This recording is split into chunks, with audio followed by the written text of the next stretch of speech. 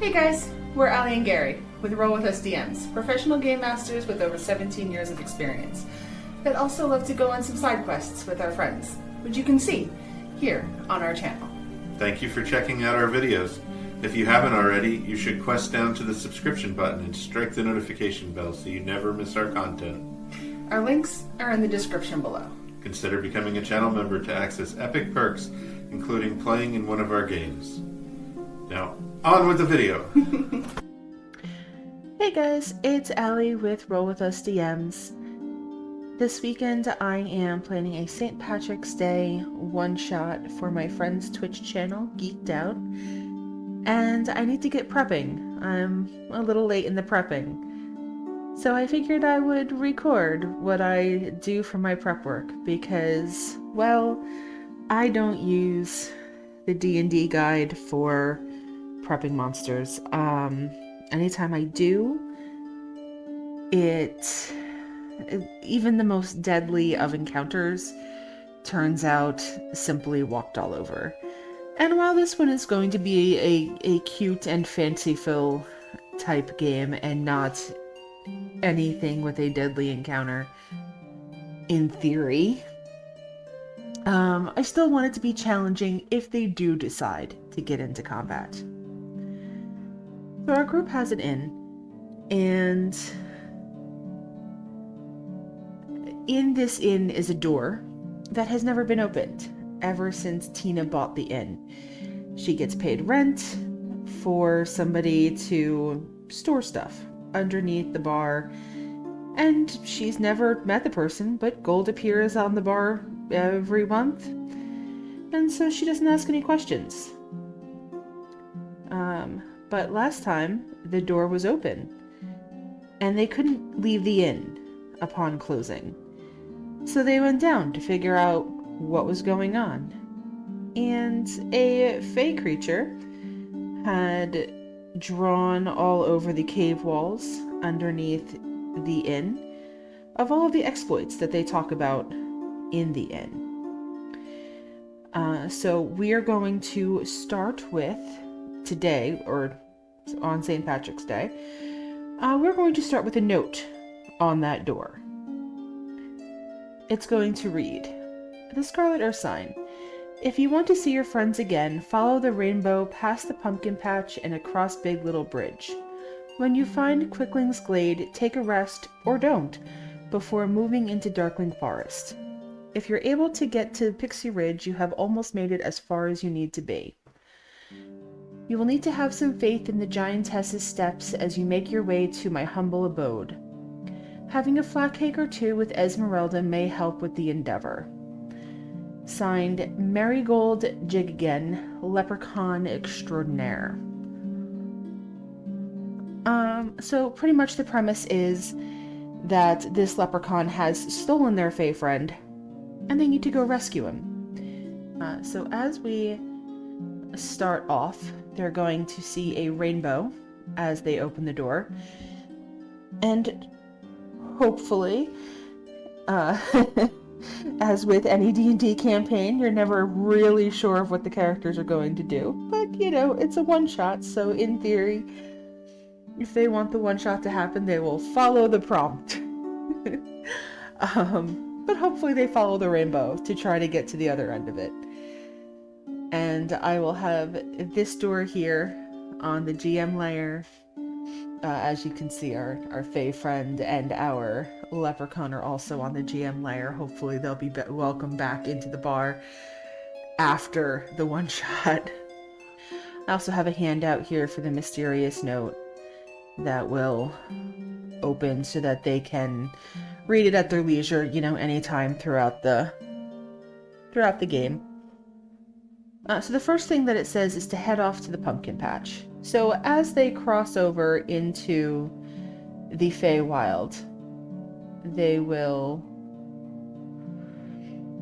come across this pumpkin patch. Now this here is going to be on the GM layer, so they won't be able to see that. But you can see that the characters versus these pumpkins, they're going to be very, very tiny.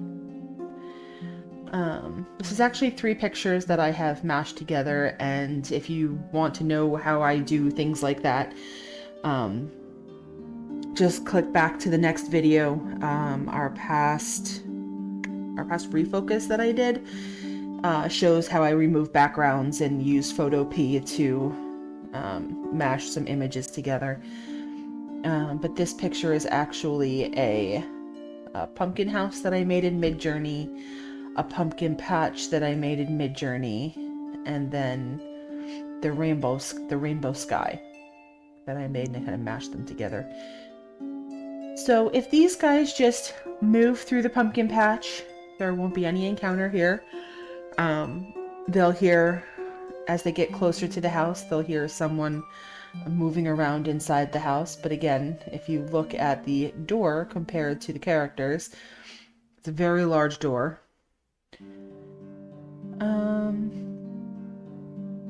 And I've tweaked these this hill giant just a little bit. So if I go ahead and open his character sheet, again, I want this to be a pretty easy encounter,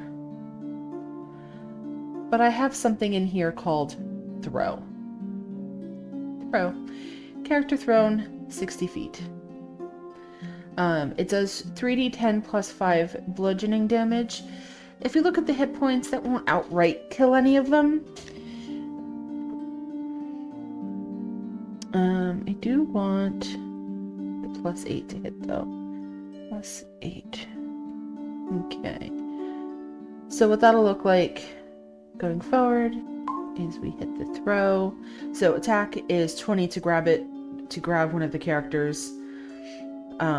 They'll take 29 bludgeoning damage after being thrown 60 feet.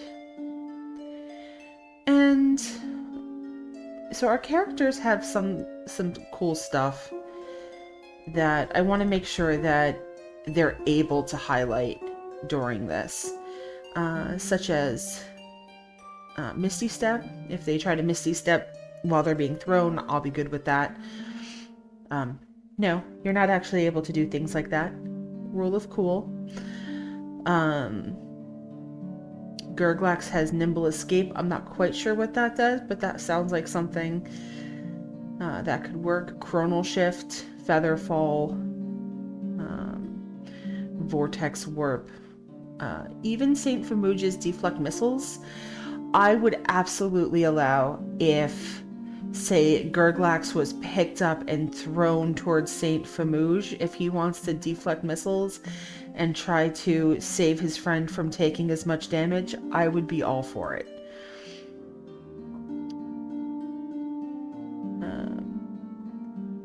But yeah, I can't imagine that after the Hill Giant throws one or two of these characters, they're actually going to engage with this thing at close range.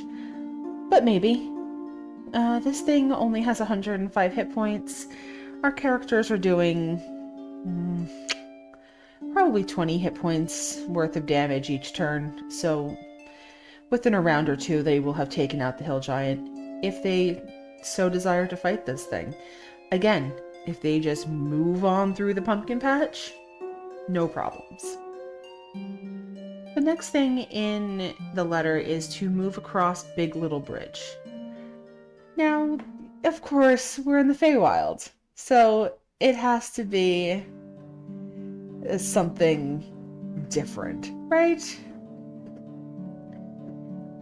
So what we're going to do in this one is we're going to start at... I'm on the wrong layer.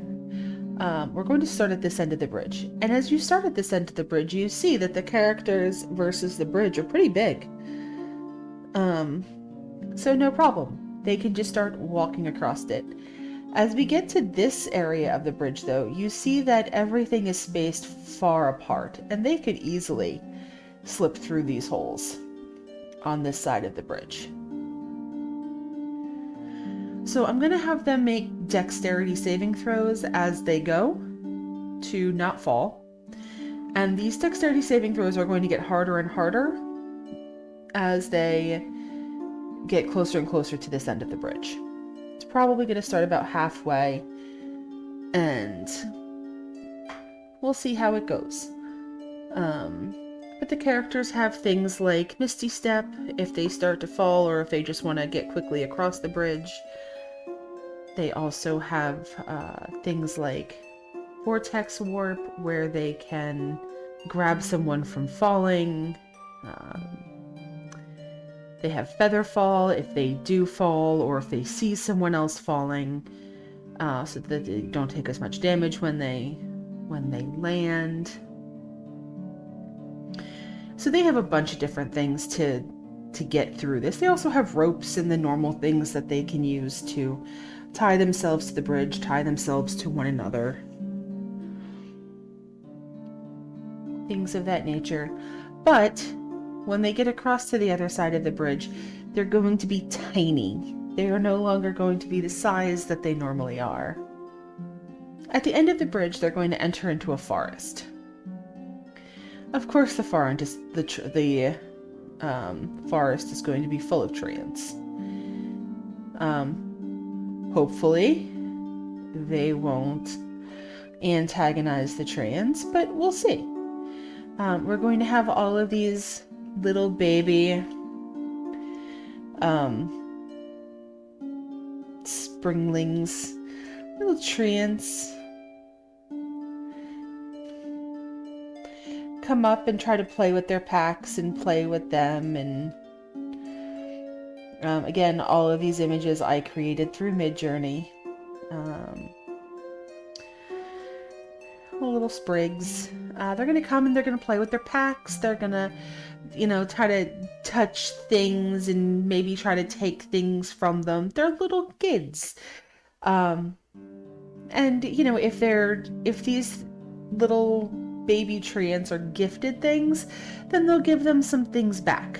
I'm thinking something along the lines of like a leaf or something that will give them advantage at a later time. And once they use it, they've used it, but otherwise it'll be a permanent thing on their character sheet until they do use it. But like a twig or a leaf or a shiny rock, or I'm not really quite sure yet. I may just come up with that on the fly later. But yeah, it will grant them advantage if they use it at a later point. If they do decide to screw with the treants kids, well, then the treants will get involved and they may have to make a run for it. We'll see. The next thing on the letter, though, was that they end up in Quickling's Glade. Now, I had recommended taking a rest here because we have Spruce that has things like Song of Rest and things like that come back on a Bardic Inspiration that all come back on a short rest. So this is Quickling's Glade. I didn't know what a Quickling was until I started looking up Fey creatures for this campaign, or this one shot.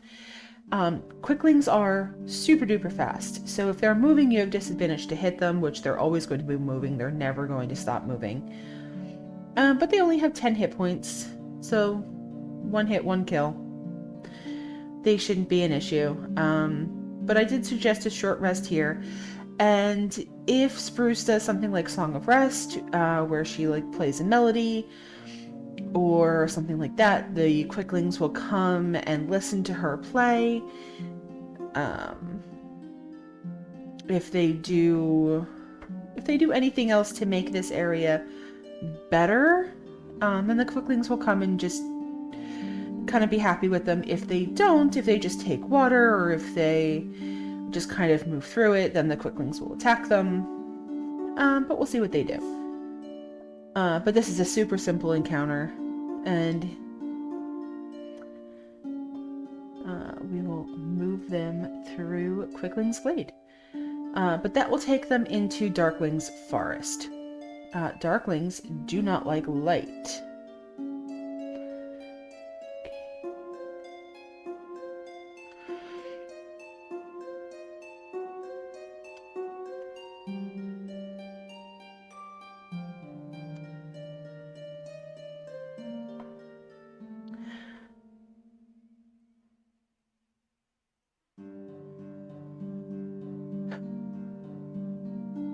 Okay, that will take us into Darkling Forest.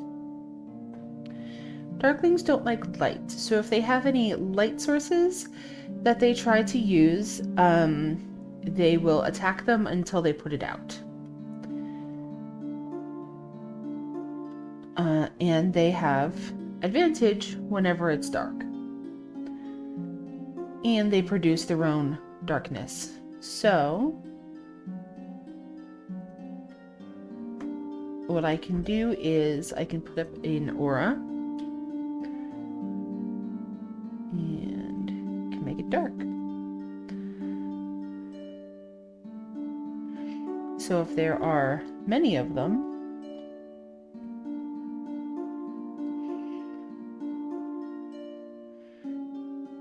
they can surround them in magical darkness, and they can try to, put out the light source and things like that.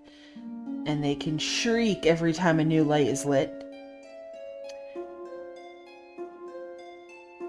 So that will be our rather simple encounter for Darkling Forest.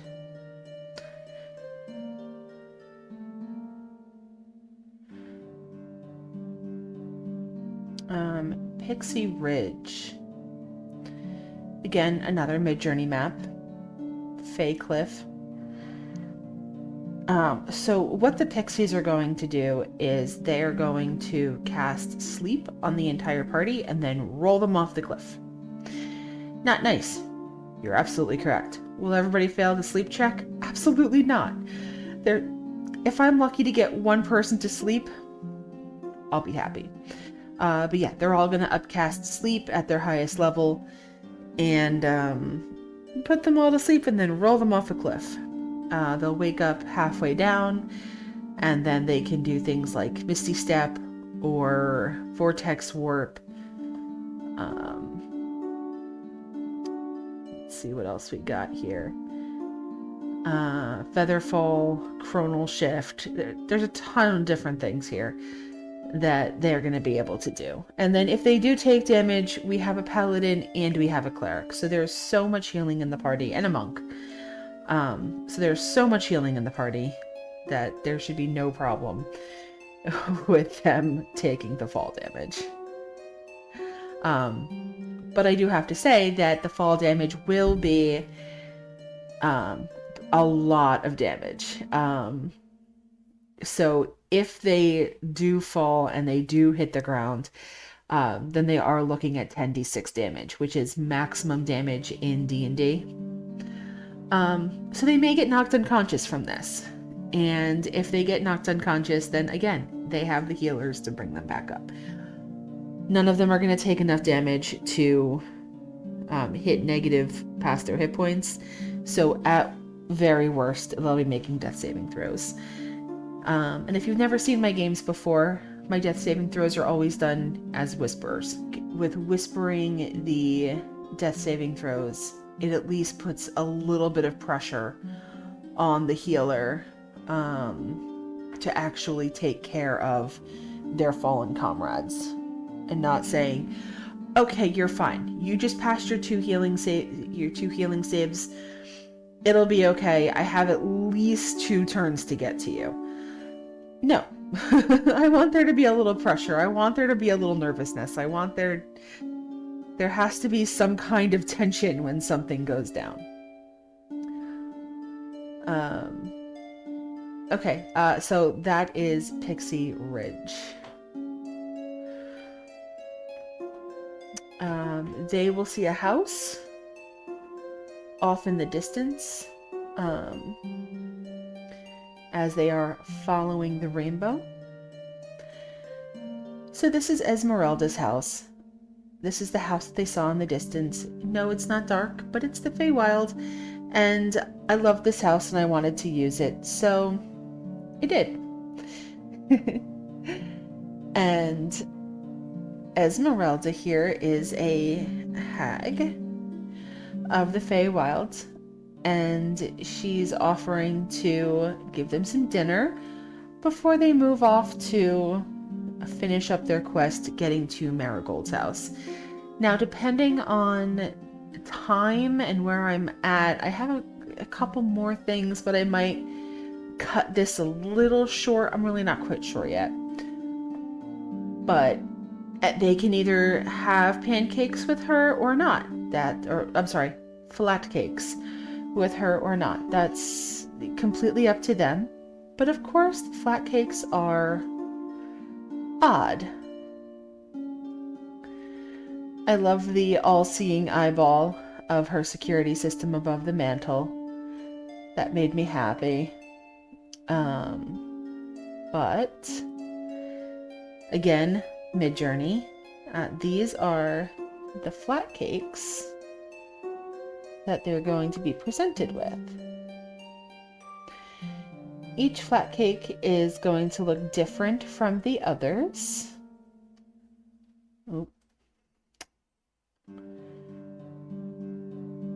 And they all have eyes. The berry jam. Yeah. So she made these just for them. I love the blood splatter on the floor. So it depends on what they decide to do. If they eat the flat cakes, they will become two-dimensional. So they will no longer be 3D, but they will grow to their normal size. Because if you remember, with Big Little Bridge, they all shrunk. So if they eat them, that's what will happen. If they don't eat them, then she will try to curse them on their way out.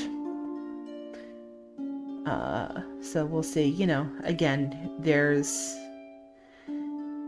a bunch of different things, like Loxodon's Serenity will be able to help him if he decides to not eat the food. I think Chronal Shift also helps with saving throws. Anyone within reach of Birch will have a bonus to their saving throws, things like that. So that should be fine. And then we get to Marigold Jig again. We're gonna have this house here in the GM layer so that they won't see it. But again, I've once again mashed some of their some pictures together. I have the rainbow, the end of the rainbow to get here. I have the stone steps leading up into the sky, and they won't see that house. I'm just going to drag it over here for effect. So that's what they'll see.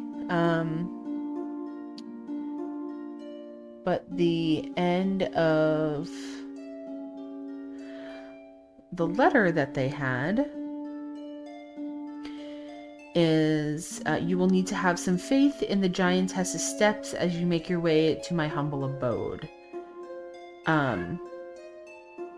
Again, having a flat cake or two with Esmeralda may help with the endeavor, mainly because these steps, if you look at them, are 5 feet tall, and they were only a foot tall earlier. So if they didn't have dinner with Esmeralda, then they would only be a foot tall. They would have a harder time getting up the steps, and they would have to figure out how to do that. Again, they have Misty Step. They have Featherfall if they do fall off the steps. They have a trunk.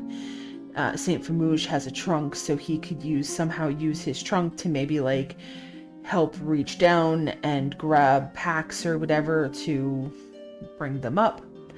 However they want to do it, some of them probably have pittons in their packs. But they get to decide how they want to handle that. If they have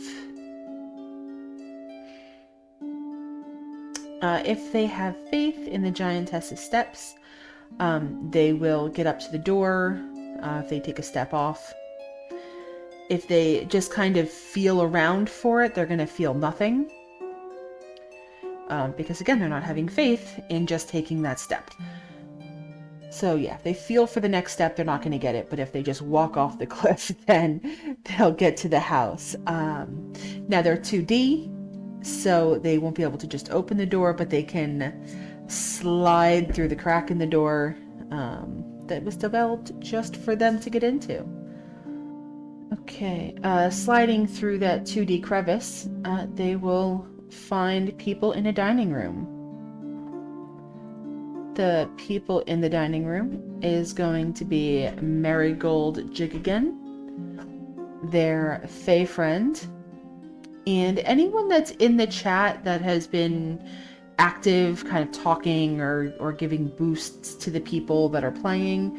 I'm going to make a really quick token for them so that they can all be sitting around a dining room table looking through a crystal ball as the characters are moving through the Feywild, so everyone can kind of be watching the adventure happen. Which I thought was just a kind of like really neat conclusion that the Fey creature that has been hanging out with them hasn't actually been stolen, but he has been talking up the player characters forever, and Marigold wanted to see if they truly were as competent as the Fey creature has said, and if they were cool enough to hang out with. So depending on how the characters feel at the end of all of this, we will end with them all back at Tina's bar. And again, I have them on the GM layer. But I would go ahead and move them over to the token layer as guests at the bar. Okay, so now we're all the way at the end of the video, and I'm gonna go back a little bit because I realized that I didn't talk about how I set up my encounters. Let's do Quickling's Blade. So as you can see from my list, I have a list of hit points for each of my characters. Quickling, let's see, if I double click on that, it'll give me their character sheet. I'm going to assume that I'm going to hit these characters every time. My goal is to take out roughly one character a round. So, makes 3 dagger attacks. They hit for 8. So for one character a round, I need to do, just to take out Spruce, 48 divided by 8 would be 6. So I need 2 quicklings to just take out Spruce. 1. Control C, Control B, 2. Okay. And then I need, for Tina, for 72 hit points, I need them to make 10, I need 9 attacks. So that means I need 3 just to take her out. 1, 2, 3.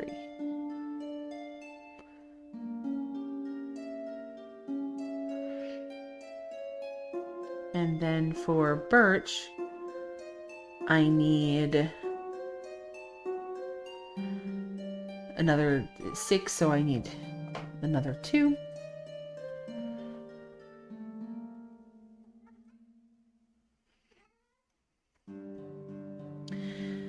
And then let's say I need another 3 for Gurglax.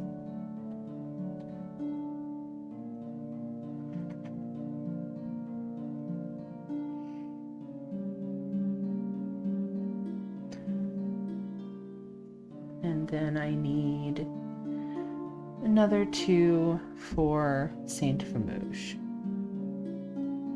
Now, obviously, I'm not going to be hitting with every attack. But these guys have a 16 AC. And even though they're going to be at disadvantage to get hit, they're going to get hit every time. And these guys do far more than 10 damage every time they hit. So, in the first round, one of my characters goes down. They're not really going to. But this is how I do my thing. And they're going to take out 4 of my creatures. In the second round, another one of the party members is going to go down. And they're going to take out 3 of my creatures, because there's only 3 characters left.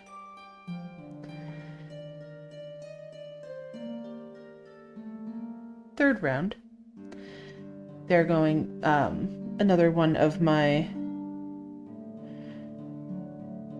third round, half of one of my creatures is going to go down, because there's only half as many things to hit with.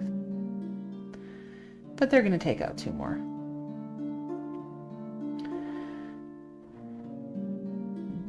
Running in space here. Fourth round, another one of my characters is going to go down, but they're going to take out 2 more. And now I have 1v1, which they will easily be able to take that out. No problem. So that's going to be my swarm of quicklings. Easy encounter. No real problems. Darkling Forest.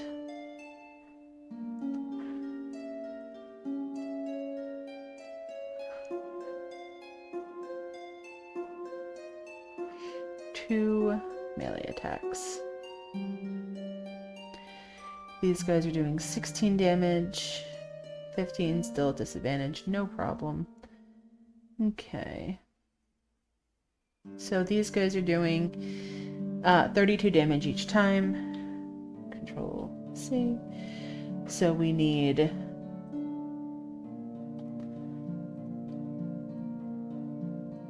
these auras are going to get difficult. Okay, let's take off the auras doing this.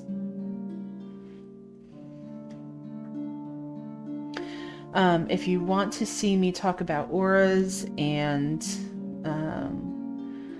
lighting and things like that, I'm going to be doing that in a future video, so come hang out and watch. Okay, so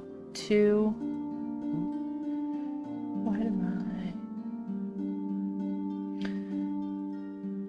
I? Okay, there we go. So again, we have 2 to take out Spruce. We're going to need 32. We're going to, let's say we need 2 to take out Tina. That's close enough. Oh no, you know what? Tina is a barbarian. She's gonna be taking half damage. Let's give 3 for Tina. I want this one to be a little bit of a harder one, because all they have to do is put out their light. So as soon as they put out their lights, these things are going to stop attacking. They'll be escorted straight through, so it won't be an issue. 2 Darklings for Birch.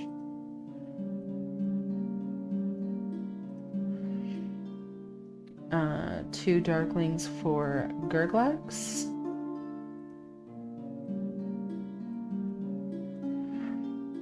And you know what? I'm gonna say 1 for Saint Famouche, because I already overkilled Spruce by a lot there. So, okay. So, with 27 hit points, they're gonna each be killing almost one every round. So we'll say in the first round, 3 will get taken down. And one of our characters will be taken down. In the next attack, I'll say 3, because we'll still have the barbarian. So we'll say another 3 will be taken down. And one of our characters will be taken out. And then we'll move on to 2. And a 3rd will be taken out. And 4th. This is actually a pretty deadly encounter. I'm going to say that I'm going to take that one out. And just go with that. That will leave me with one-on-one one of our players, which is probably going to be Tina because she has the highest hit points with her rage.